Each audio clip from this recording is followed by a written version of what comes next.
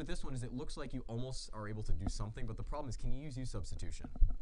No, you can't use u substitution. You see t squared plus 1 in the denominator, so maybe you're thinking to yourself there might be a tangent involved, especially because the answers all have what in them? They all have tangent in them, exactly. The problem is you can't. It's hard to get it into the form you want. Like there's no. It doesn't seem like there's an easy way. There kind of is. You can rearrange this, but you have to use something you don't use very often or you haven't used much yet. What you're going to do is you're going to say to yourself, well, t squared plus t over t squared plus 1. We need to rewrite this somehow, and what we're going to do is this. What is that? What am I about to do? Polynomial long division. Leading over leading. What's t squared over t squared? 1. Then you multiply and you get t squared plus 1. And then you subtract like this. Remember this, everybody? So you subtract. We just multiplied right there. So now we subtract just like regular long division. What's t squared minus t squared? And then you have t minus 1. What are you left with? T minus 1. Do you go any further? No, because what's the degree here? 1. What's the degree of the divisor right here?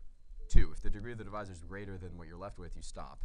So you're here. So what do we now know? We know this right here is equal to the 1 plus t minus 1 over t squared plus 1. Does everybody see what I mean? Right? Do you understand that, everybody? So here's the thing. So now here's the deal. Let's go back to the question. The question is giving us the acceleration. We need the velocity, right? So to go from acceleration to velocity, we're going to need to do what? To anti-differentiate, right?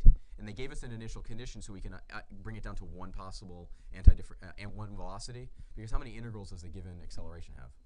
An infinite number. So you need an initial condition.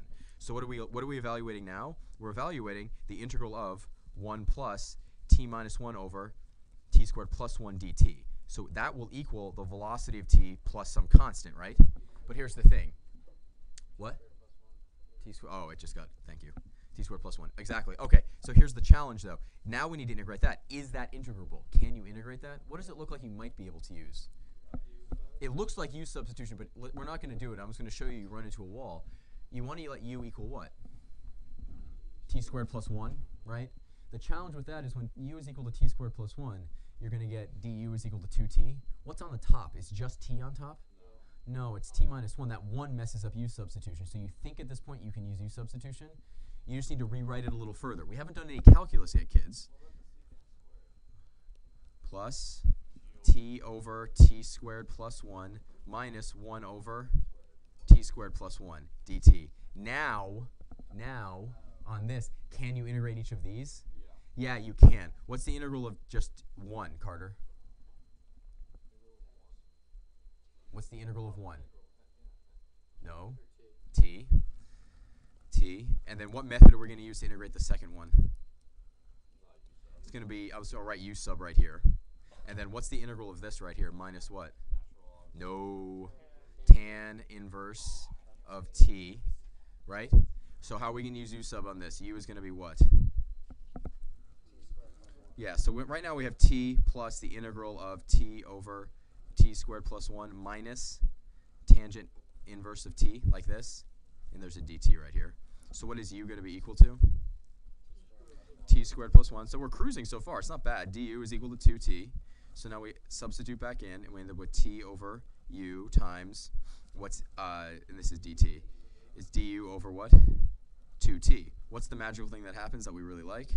The t's cancel. We love that, and we factor out the 1/2. So now we have t plus 1/2 the integral of u to the negative 1 du minus tan inverse of t. So what is that going to be? T plus 1/2 ln of u minus tan inverse t plus some constant, right? Is that correct? What is u equal to? Nope. T squared plus 1. So now we have t plus 1/2 ln of t squared plus 1 minus tan inverse t.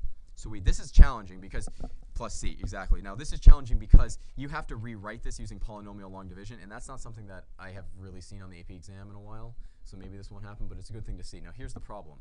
This answer right here, I will tell you right now, we'll just save about 5 minutes of our life. That answer right now, it looks like we're in the right ballpark, right? Because all those answers look like it. So you're like, oh, I just got to find the right one that matches. Do any of those match this? They actually don't. They actually make an error in the answer key. I can tell you what they do. They get to here, and you're like, oh, that's great. And then for some reason, they just randomly switch the 1 and the t. So you end up with a minus sign that doesn't match up with any of these. So the point is, I'll tell you that this is right. Just go with this. The point is, this is good. This is a good maneuver to know that if you see a fraction, you see it like a rational function, a polynomial over a polynomial, see if you can rewrite it somehow. You look to factor, right? But then also remember there is such thing as polynomial long division. I don't think it's very high probability this will happen, but it's there. Let's pick another one.